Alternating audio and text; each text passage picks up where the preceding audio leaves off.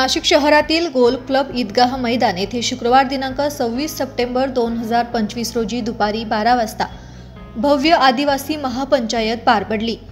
या महापंचायतीत आदिवासी समाजाच्या विविध प्रमुख मागण्यांवर चर्चा करून सरकारकडे ठोस मागण्यांचा ध्वनी बुलंद करण्यात आला। या महापंचायतीस आदिवासी समाजातील आजी माजी विधानसभा, लोकसभा, विधान परिषद, जिल्हा परिषद, पंचायत समिती, महानगरपालिका तसेच नगर परिषद सदस्य मोठ्या संख्येने उपस्थित होते। त्याचबरोबर अनुसूचित क्षेत्रातील ग्रामपंचायतीमधील आजी माजी सरपंच, उपसरपंच, ग्रामपंचायत सदस्य, पेसा अध्यक्ष तसेच विविध आदिवासी सामाजिक संघटनांचे प्रमुख आणि समाज बांधव यांची उपस्थिती लक्षणीय होती। कार्यक्रमाचे आयोजन उलगुलान मोर्चा आणि सकल आदिवासी समाज संघटना महाराष्ट्र राज्य यांच्या वतीने करण्यात आले होते।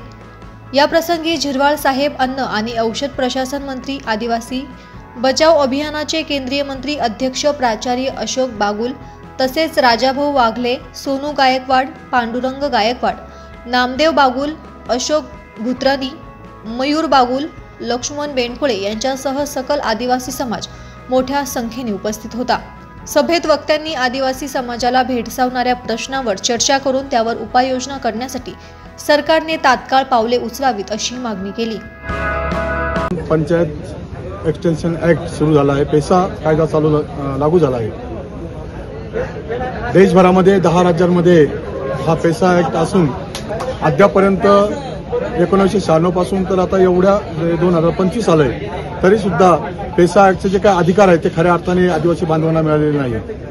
आणि म्हणून पेसा ऍक्टचं सक्षमीकरण व्हावं, पेसा ऍक्ट जनसामान्यांपर्यंत पोहोचवावं आणि पेसानुसार आम्हाला संविधानाने जे काही अधिकार दिले ते लोकांपर्यंत पोहोचावं यासाठी महाराष्ट्रात प्रथमतःच ही या प्रकारची ही आदिवासी महापंचायत भरत आहे। आम्ही आता गेल्या दशकापासून गावागावामध्ये ग्रामसभा घेत आहोत, पण ग्रामसभेला जो काही अधिकार आहे खऱ्या अर्थाने तो अधिकार आम्हाला मिळाला नाही। आम्ही एकीकडे म्हणतो की ना लोकसभा ना राज्यसभा, सबसे बडी ग्रामसभा हे फक्त कागदावरचं आहे आणि फक्त बोलण्यापुरतं मर्यादित राहिलेलं आहे। आणि म्हणून खरं तर आपण सर्वांना माहीत आहे की पेसा ऍक्टनुसार जो काही महत्त्वाच्या तरतुदी आमच्यासाठी केल्या आहे की आदिवासींचं सक्षमीकरण झालं पाहिजे, आदिवासी संस्कृती परंपरा ही जोपासली गेली पाहिजे, आदिवासी ज्या ठिकाणी राहतात त्या ठिकाणची जी नैसर्गिक साधन संपत्ती आहे त्या नैसर्गिक साधन संपत्तीचा परिपूर्ण अधिकार आदिवासी बांधवांचा असतानाही त्या ठिकाणी सरकारचं नाहक हस्तक्षेप या ठिकाणी होताना दिसत आहे। जमिनीचे हक्क आणि तिचं हस्तांतरण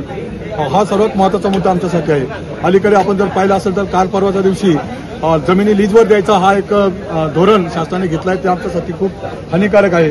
त्यानंतर शासकीय योजना आहेत, या शासकीय योजना तळागाळापर्यंत पोहोचल्या पाहिजे, आदिवासी बांधवांपर्यंत पोहोचल्या पाहिजे, हे त्यातला एक सर्वात महत्त्वाचा भाग आहे।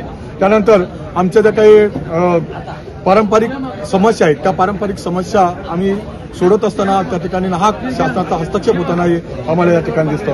आणि म्हणून हा जो काही ऐतिहासिक या ठिकाणी घेण्याचं कारण असं आहे, ही सभा घेण्याचं कारण आहे की आमच्याकडे होणारं दुर्लक्ष, शासनाचं आमच्या विरोधात असलेले धोरणं आणि ह्या ज्या काही बाबी आहेत या बाबी या ठिकाणी एकूणच आमच्यासाठी मारक ठरत आहेत। रोजच शासन नवीन नवीन निर्णय काढत आहेत आणि म्हणून आमचे पालक राज्यपाल आणि राष्ट्रपती महोदय आहेत। म्हणून राष्ट्रपती महोदय आणि राज्यपालांपर्यंत आमच्या ज्या काही भावना आहेत त्या भावना पोहोचवण्यासाठी आम्ही या महापंचायतीचं आयोजित केलं आहे। या महापंचायतीसाठी नाशिक, पालघर, जव्हार, त्यानंतर अहमदनगर, अहिल्यानगर, औरंगाबाद वगैरे या सर्वच ठिकाणून बांधव या ठिकाणी सरपंच येणार आहेत। आणि म्हणून जवळजवळ आमच्याकडे 550 ठराव ऑलरेडी आमच्याकडे ग्रामपंचायतीमधून आलेले आहेत। त्या 550 ठराव आणि आज काही ठराव येतील, हे सर्व ठराव आम्ही माननीय राज्यपाल महोदय आणि महामहिम राष्ट्रपती यांना देणार आहोत।